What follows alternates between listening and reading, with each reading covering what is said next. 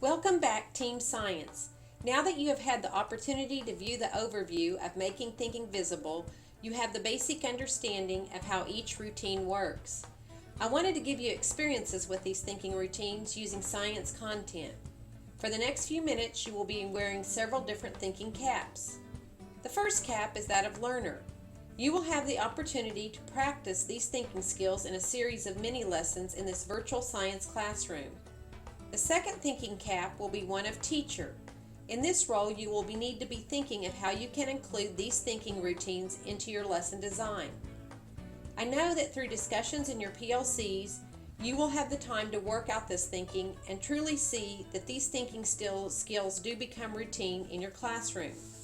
Before we begin, obtain a copy of the scope and sequence for the grade or subject you teach. Pause the video if needed. We will begin by taking a look at the Think, Puzzle, Explore routine, followed by the explanation game. Remember, these routines work especially well when introducing a new concept, topic, or theme in the classroom. To refresh your memory, the Think, Puzzle, Explore routine uses 3 steps. They are, what do you think you know? In a KWL, students are asked what they know. This routine opens the door by allowing students to record any thoughts rather than only things they know to be true. 2. What puzzles you about this topic? And 3. How can we explore these puzzles? Imagine, if you will, that you are now sitting in an 8th grade science classroom. What do you think you know about stars? I'll give you 10 seconds to think about it.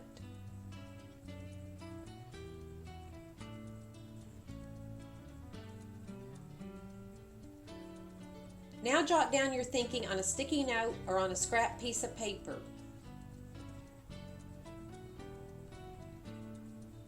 Next, share what you think you know about this topic as a large group. Please pause the video for this discussion and restart it when finished. Now we will watch a short video about stars. One of the major topics in this astronomy unit is the Hirschsprung-Russell diagram, or HR diagram for short. We talked a little bit about it, but I wanted to review a little bit for you. Just a reminder, it's a diagram developed to graphically classify stars by their temperature and their luminosity. Temperature is pretty self-explanatory. Their luminosity, however, is their brightness, how bright they are as they appear in the sky. Let's take a look at it. Here it is. You'll notice along the y-axis, here's luminosity, and it is increasing as we go upward. Luminosity is increasing as we go up, and temperature is on the x-axis. Let me get my pointer out here. Here we go. So we have luminosity increasing as we go up. Temperature is opposite though. Temperature is increasing as you move toward the origin. Notice 40,000 Kelvin down here, 2,500 here. So the blue, the lavender stars are much, much hotter than the orange, yellow, red stars that we're talking about down at this realm. So let's take a look at these points. If you have a star and you're going to analyze the star, well, let's say it has a luminosity of 10 to the second and a temperature of 10,000 Kelvin. Well, that's going to be right about here. Okay, that's where we would plot our point. And it would fall within one of the many main sequence stars. 90% of the stars you see are main sequence stars. Now let's say it had a temperature of about 15 Kelvin and 10 to the negative 2 luminosity. It's going to fall down here, and it's not going to be classified as a main sequence star. It's going to be classified as a white dwarf. Okay, white dwarfs are down. They're a little bit more dim because they're farther down, but they are hotter. Okay, because 15,000 Kelvin, pretty hot. If we move up to this realm, okay, if we're looking at 2,500 Kelvin, we're cooler, but we're higher up on the graph, so we must be what? We must be brighter because we're up here.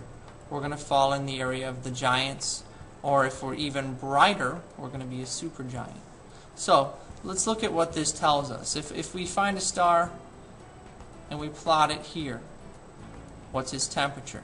Well, it's going to be hot, right? we're talking about 30,000 Kelvin. What about its brightness? We're up here, 10 to the 6th luminosity. That's bright. So up in this quadrant, the stars are hot and bright. Let's move down. It's still hot down here, right? We're looking at 20 to 40,000 Kelvin. But what about their luminosity? Down here is not very bright. This is a dim star. Hot and dim for the white dwarfs. Over here, 2,500 Kelvin. Cool. And we're low on the luminosity scale. Now that you have watched the video, what puzzles do you have about stars? What are you wondering about? Are there things about this topic about which you are curious? Take a moment and share out your puzzles. If possible, have someone in the group write down the list of puzzles. Please pause this video for the discussion and restart it when finished. Read the Explore questions above. Take a moment to share the thinking on exploring these ideas. Please pause the video for this discussion and restart it when finished. As students develop ideas they want to explore, it is important to listen for misconceptions. This can help guide the direction you want to move student learning in the next few days or weeks. Initially, students may list simplistic ideas and questions. Include these in the discussion or on class list, but push students to think about things that are truly puzzling or interesting to them. Now we are going to experience a mini lesson using the explanation game. The steps in the explanation game are 1. Name it, 2. Explain it, 3. Give reasons, and 4. Generate alternatives. This is a routine used for understanding why something is the way it is.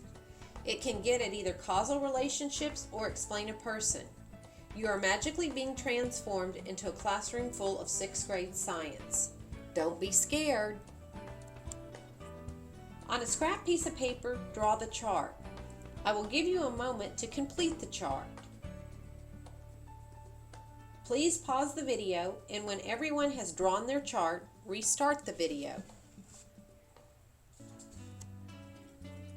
Today we are going to play the explanation game. In a moment I will show you some pictures. Observe the objects in the pictures carefully. With a partner, take time to see all that you can possibly see. Point out to one another the things you observe. In other words, name the features you see. Make sure you record them under the observation column on your chart. Next, develop a question or questions that come out of your observations. Attempt to answer your question by developing a hypothesis or explanation. In the last column, record the reasons or justification for your hypotheses. There are 5 pictures. Again, work in pairs to complete your chart.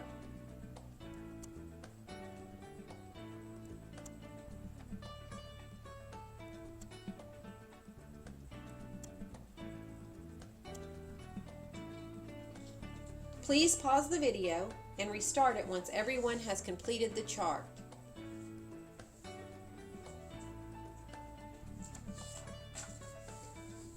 Take a moment and share what you observed and questioned with the whole group. As you discuss, make sure you follow up other people's thoughts with, "What makes you think so?"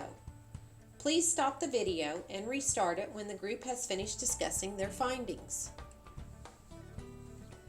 Did others have similar observations and/or questions?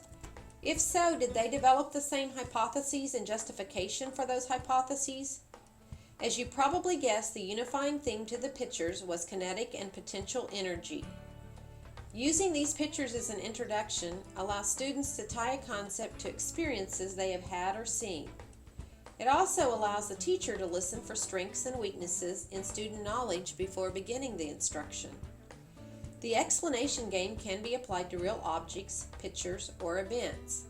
The focus, again, is on the thinking behind causal relationships. Using a copy of your scope and sequence, take a few minutes and brainstorm some ideas of how you might use Think, Puzzle, Explore and the explanation game in your classroom over the next few weeks. Pause the video while you brainstorm and restart it when the group is finished.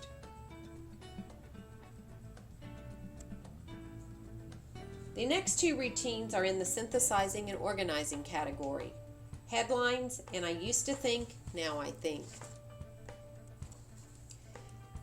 The headline routine draws on the ideal of a newspaper type headline as a vehicle for summing up and capturing the essence of an event, idea, concept, topic, etc. The steps are set up, write a headline, share the thinking, and invite further sharing. This routine works well at the end of a class discussion or when students have gathered a fair amount of content knowledge. Pretend now that you are sitting in your favorite life science classroom.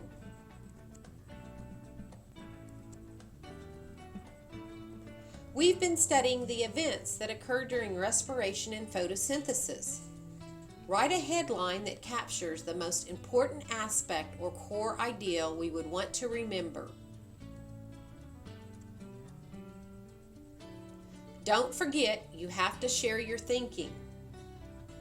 Take a few minutes to think and record your headline.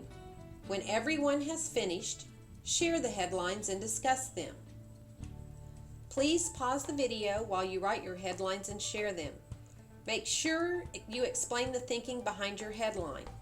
Restart it when the discussion is finished. In the routine, I used to think, now I think, the purpose is to help students reflect on their thinking and identify how their ideas have changed over time. Now you are sitting in a chemistry classroom studying about the 3 types of radiation. I will give you a moment to think about what you currently know about radiation.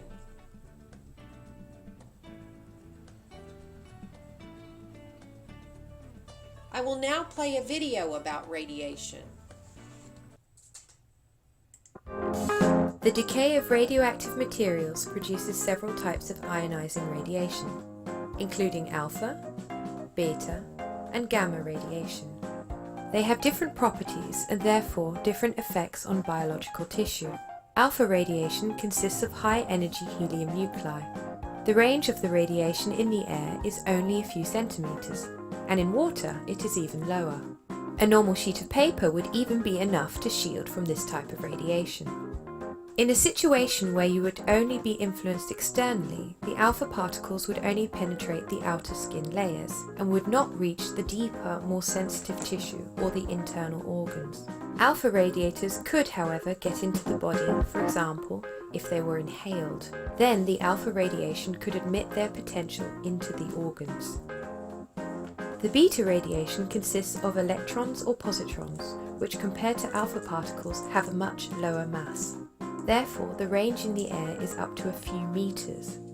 They can also penetrate deeper into the skin and emit their energy there. Also, through ingestion of a beta emitter into the body, for example, there could be circumstances which may lead to severe radiation exposures into the body. Thankfully, beta radiations can, for example, be shielded by a few centimeters of plexiglass. However, the process of shielding may produce X-rays. This could then, in turn, be intercepted by panels made from a heavy metal. The gamma rays are photons. They permeate matter easily and ionizes the surrounding atoms as it passes through matter. Gamma rays cannot be shielded against completely.